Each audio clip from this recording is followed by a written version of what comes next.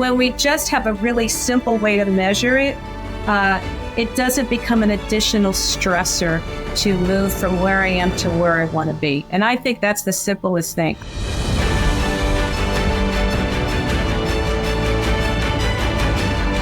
So we've talked quite a bit on this idea of the fitness and the sickness spectrum of emotional well-being, and touched a little bit on gratitude, on getting off the tack if you're laying on one now before it becomes even worse later on, just because it's a little uncomfortable now.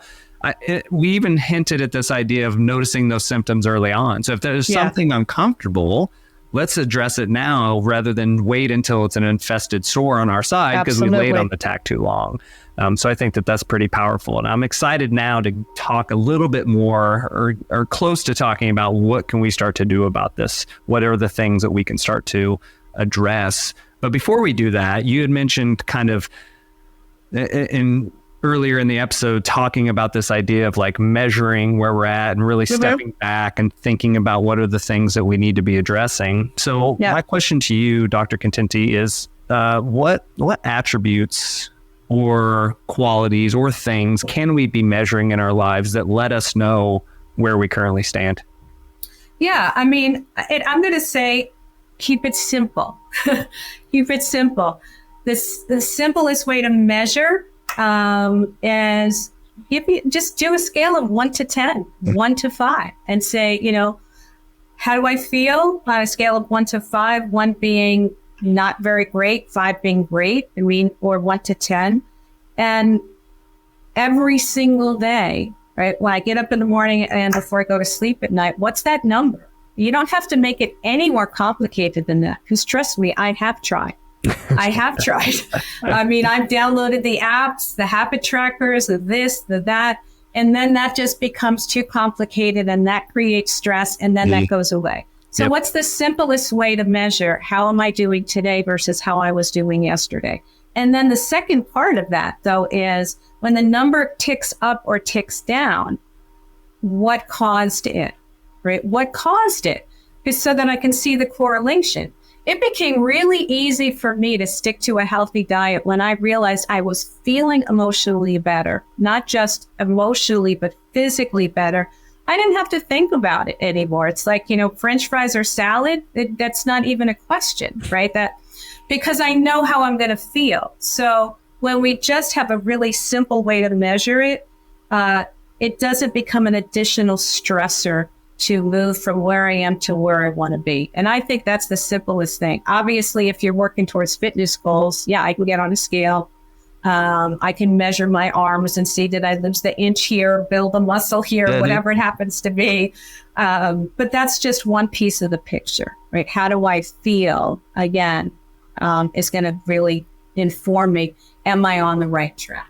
And I'm not saying that, it's not going to be easy. I might be making some major changes in my life. And so I feel maybe frustrated. I feel challenged. But do I feel like I'm making progress? So Yeah, absolutely. I think to your point, you got to remember the difference between simple and easy, and also hard versus complicated. I tell people making changes is hard, but that doesn't mean you have to make it complicated. In fact, there you go. Yeah, don't make it complicated. So don't make it complicated. Hard is not so hard.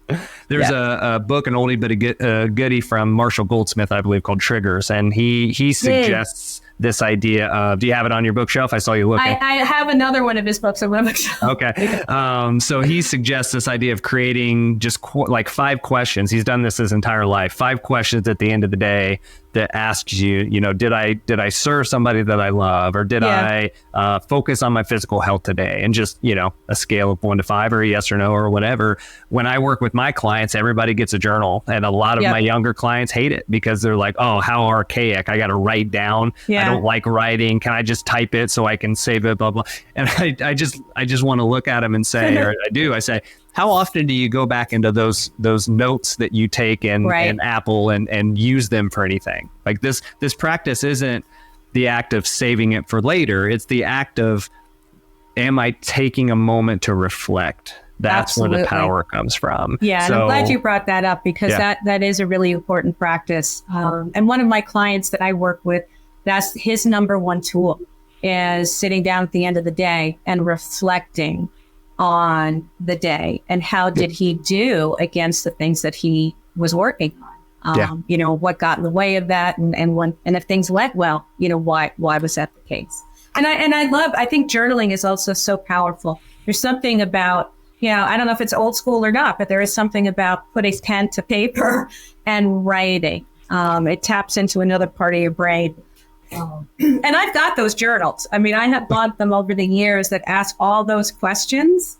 So, and I think, again, if there's too many questions, you're not gonna go through them all. So having just a few, I think, is really the key. Yep. I think too, it's really powerful. His practice is he gives you some suggestions, but he says make your own because it should matter to you. So my suggestion is always to people, you know, find somebody who you can work with for a little while. And this is the same for all our wellness. Find a dietitian to help you dial it in. Find a personal trainer to help you diet it. Find a financial planner for a little while. Make it important for a little while to adjust, to make sure you know what's going right. And then you can start to make it your own. But find somebody who can help you develop those questions. I don't know what I don't know yet. Okay. Find somebody who does this for a living. You know, I'm always going to say a coach because everybody should have a coach. But then develop these questions that matter to you so that then you can start to reflect on them more meaningfully. Right. I agree 100%. That's great. So are there any other ways that you find yourself helping to measure your clients in terms of their successes or their growth in the work that you do? Well, there's obviously the tangible way. I mean, when they set a specific goal for themselves, you know, working with, you know, a version of like a SMART goal, for example, and, you know, are they taking action against, you know, those goals? You know, how are they doing on their timeline? So, I mean, we can, you know, do they have something tangible to show for the goal? Certainly is an easy measurement. So there's, you know, that piece of it. There's the emotional piece. And, you know, when we start looking at, you know, what the goal was initially, like, all right, my goal is to be happier. Okay, well, what does that mean? Right? What does it mean to be happy? So just like when we kick this off with, well, what does wellness mean to you? It's really defining, well, what are the aspects of that you're looking to improve? Well, happier would mean, okay, I lose weight. I have a better relationship with my spouse. I finally go on that trip that I've wanted to take. So now we have something specific to work on. So that it's the specificity as well. So it's, you know, you start off with that funnel, but then we get down to like, okay, what is that one thing that's going to be tangible to you that says, I met the goal. So. Yeah. And that's a huge part of what I do, probably similar to you, is doing that practice. And there's lots of different ways to do it. 5 whys is a pretty good one. Why is that important? Well, why is that important? Without it being that annoying, hopefully. But there's a lot of that practice. But it comes down to this. I want to be more happy. Okay. What does that look like? And so then you get dialed into, okay, what are the different places, whether it's let's shore up this area that I'm not happy, or let's continue to see successes in this area that I am happy. How do I evolve in a place where maybe I've peaked, so to speak, by myself? But really dialing in, like, what does happy mean and what are the tangible aspects of that? And so for my clients, that's 90%. Sometimes my clients get so annoyed in our one-on-one sessions because they come in with like, I want solutions. Give me the step-by-step, right? 90% of the time is us really diving into why does all this matter to you? What is this? Why is this important? And then the last 5 minutes is like, oh, okay, well then you need to do this, this, this, and this. And these are measurable things. These are habits or tasks. And when we develop a scorecard that we measure, how many days a week did you do this? How many days a week did you do this? And so it's taking all of the stuff that you said was important and turning it into actionable items that you can use to change your life. Yeah. And that's really key. It's also tracking them, but making sure that the system that you're using to track isn't so complicated either. Yeah. There's a lot of great tools, a lot of great apps, but so is a pen and paper on a piece of paper, you know, that basically it helps you keep track of things. So finding the best method that is going to work for you is the best method. So absolutely. That's key. Yeah. Yeah. Analogy I would use is, hey, you're going to go into this huge building to, file some paperwork. Not very exciting, but it needs to get done. And in that building is an arcade and a spa and a restaurant with unhealthy food and, all sorts of fun things that are happening. Right. Well, then you're probably not going to go to that building and file that paperwork. That's what it's like using an app on your phone when you need to do something like track habits, because, hey, what else is on your phone? All the games you like to play, Instagram, LinkedIn, right? So don't set yourself up for failure by saying, oh, but my phone is so intuitive and I can link it up to the cloud and get access to blah, blah, blah. It's like, yeah, but what else are you going to do with that? So instead, a notebook by your bed, 3 minutes before you roll over and fall asleep. Let's write some stuff down and then send a picture of it to me. that's our practice. It is simple, but that doesn't mean it's easy. And that's usually the best. I'm with you there too. I mean, I actually, as I said, I used a habit tracking app. I don't have the same issue of playing things on my phone that I shouldn't be doing. But I just found it was so annoying after a while, like all the alarms that I set off for myself. Did you take this supplement? Did you do this? Did you do that? I was like, Yep. Yeah. So absolutely. Yeah. A lot of people, for me, it's a lot of clients, an email will pop up right on their phone. And so they go to track something, but then an email, I need to work on this. It's like, well, there goes all of your focus. And, you're also working 3 minutes before you're about to roll over and go to bed. This isn't going to work. Absolutely. Yeah. You should be unplugging about an hour before bedtime. That's one of the things that I teach everybody. Yep. Same here. And because we don't want to have our minds being activated right before we go to sleep, and then we need to be doing more relaxing activities. So yeah. There are some exceptions with the phone. There's some great calming apps. I have the Calm app. Sometimes I like to listen to some vibrational frequency music that helps you sleep better. So if you're it's all about, am I using the tool to support me and my goals, not is the tool using me? That's the key. So absolutely. It comes back to intentionality. Am I doing this on purpose for the benefit of myself, or am I doing it as a distraction? Right. I remember having an argument with somebody who was teaching health at a very high level, a collegiate level. And we had a discussion that ended with agree to disagree about the idea of like scrolling through Instagram before you go to bed. And they're like, well, it's my decompression. And I'm like, I completely get that. But can you at least admit that it could be causing some issues with your sleep because they weren't sleeping very well? Yeah. And they're like, well, everybody decompresses differently. And I'm like, I get that. But if you're not sleeping well and you're doing this, and all of this science is pointing to the issues that occur for this. And so it just kind of goes back to that idea of even people who understand the science can often sabotage themselves because of the sense of, release or dopamine or anything that's happening. So it can be challenging. It can. And you said we self-sabotage ourselves. As humans, we tend to do that. There was something else I was just going to share. That hopefully it'll come back to me as we're talking about that. But anyway, hopefully it'll come back. No, it will. I promise. It might be later tonight when you're journaling, but it'll come back. So as we start to kind of wrap up and we get a little bit more into the idea of, okay, now what?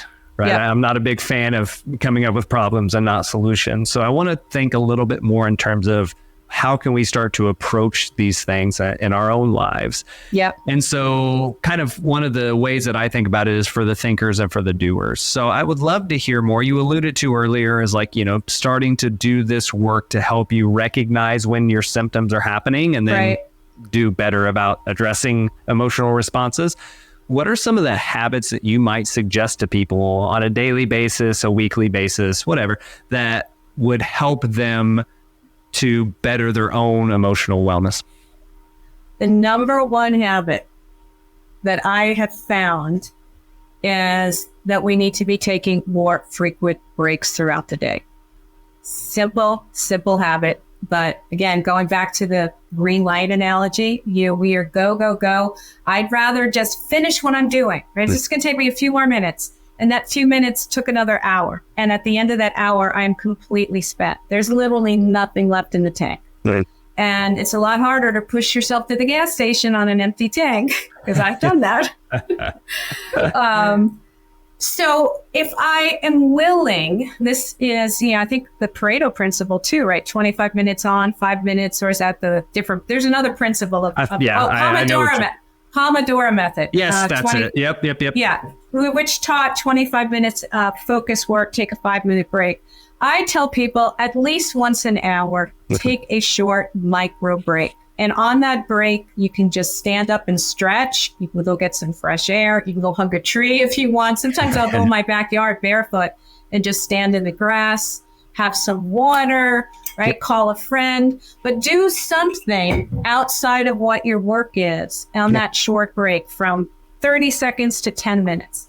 Yeah. And if you do that every hour, at the end of the day, and you know, like, how do I feel physically, emotionally, and mentally? You will start to see the impact that just taking a short break can make on all areas of your life. If you do nothing else and you just did that, you would see. I love it.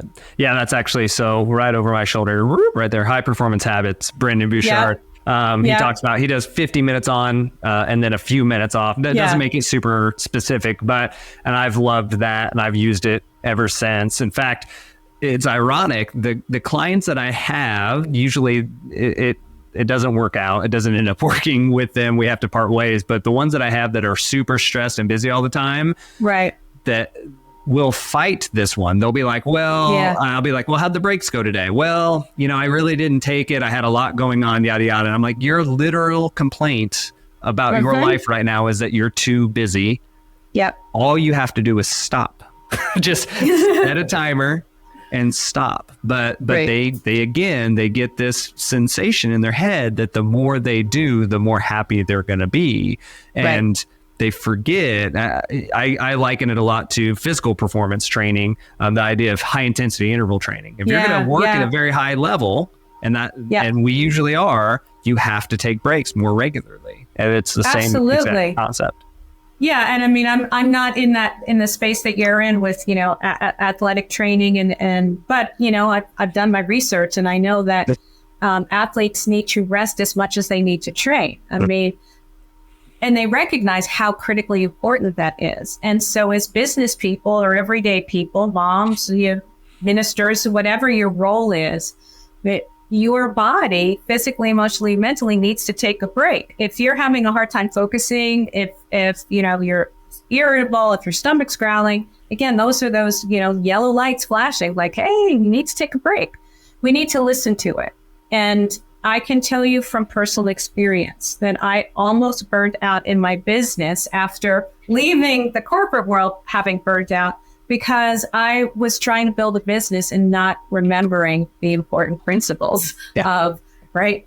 There's always going to be more to do. There is always going to be more work to do. So to say, well, let me just finish this and miss dinner. Let me just finish this and, not go to, that event that you wanted to go to. Let me just finish this. And then you're too tired when you're done to enjoy the thing that you were going to do. Yeah. That little micro break can have, a huge multiplier effect. So, yeah. I love that. And to get a little bit more tactical, you had mentioned, going out and stepping in the grass, taking some water break. Burchard actually mentions, he says, don't use this as a time to check in. Use it as a time to check out. So don't get on your phone and check more emails or scroll through Instagram. No, go be with yourself for a second. Do some light stretching, get some blood flowing, take a little 3-minute walk, go look at a tree or hug it if you want. My wife would agree with you wholeheartedly. Right. So, but don't check in, check out. Absolutely. Yeah, that's a good time to go play with your cats and your dog. And the pet therapy is a really real, provable way to manage stress. So, yeah.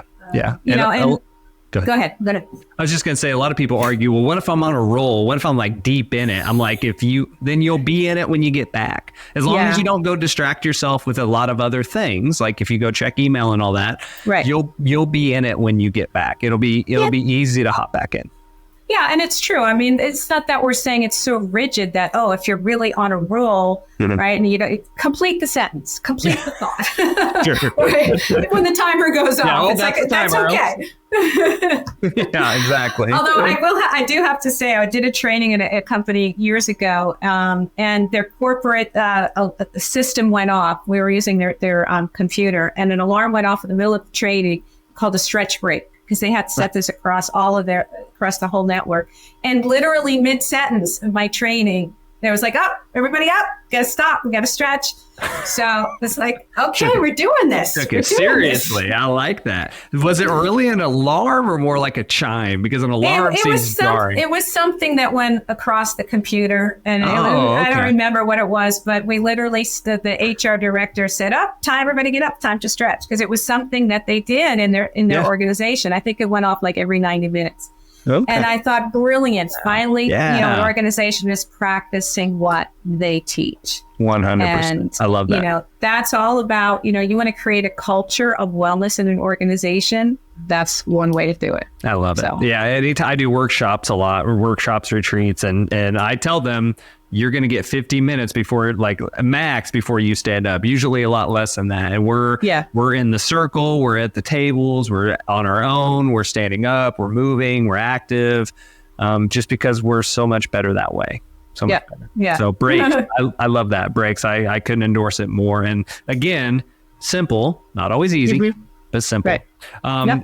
Suggestions on how people can get into that a little bit more? Is there, I mean, obviously there's always an app for that, but just simple timer, or what do you think? Simple timer. I mean, you can literally just have your timer go off every, 60 minutes. That's a simple, again, it doesn't need to be anything more complicated than that. The key really is, am I willing to stop and take that break?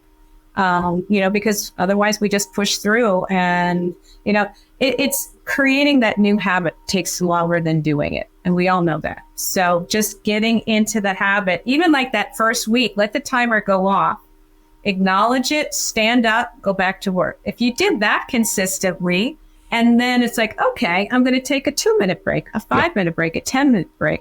So once we build the habit of being able to do the break, then, we can start implementing, okay, what am I going to do on this break? What healthy, sustainable habit can I do on that break? And so forth. So, yeah. Awesome.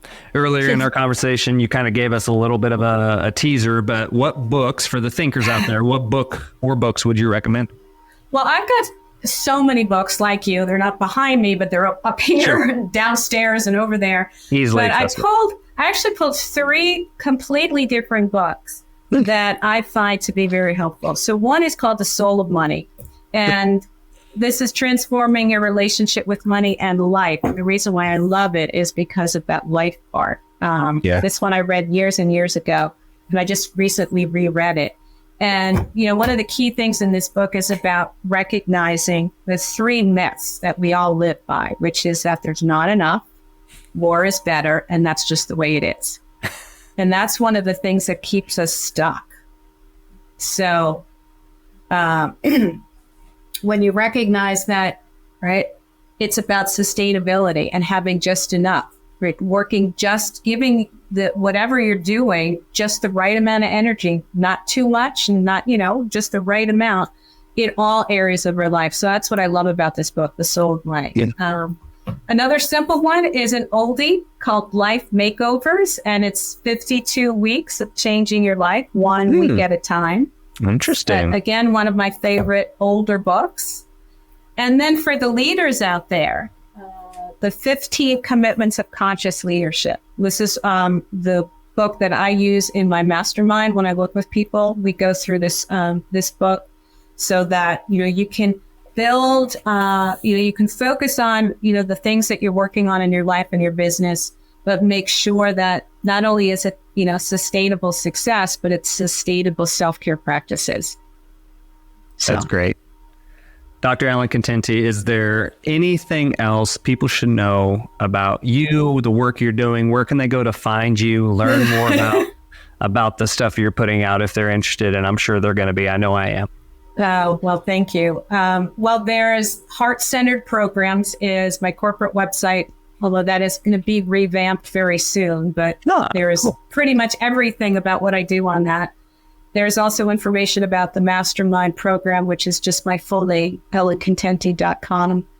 You can also go to my YouTube channel if you want to see me talk. I'm also a co-minister, and I put out some, over the years, some videos as well that Mindset Monday, Fun Friday. They're just kind of fun little tidbits that I like to put together. So, and you could just reach out to me via LinkedIn as well. Happy to connect with anyone and let you know more about what I do. I've got courses that I've put together. I really like to say there's no one size that fits all. So, what is it that you're looking to achieve? Maybe what is your organization? What are some of the challenges there? And let's put a program together. So, well, like you and like me, probably, the way that we look at the world and the way we're trying to help people through the lens of so many different aspects of wellness, it's hard to just cookie cut that. So exactly. I'm guessing you put on some tremendous stuff. So thank you so much, Ellen, for the opportunity to talk with you about these topics today. I think there's going to be a lot of people that listen to this and find ways to improve themselves. Well, thank you for having me on your podcast. It was a pleasure. Thanks, Coach Liddy. Thank you.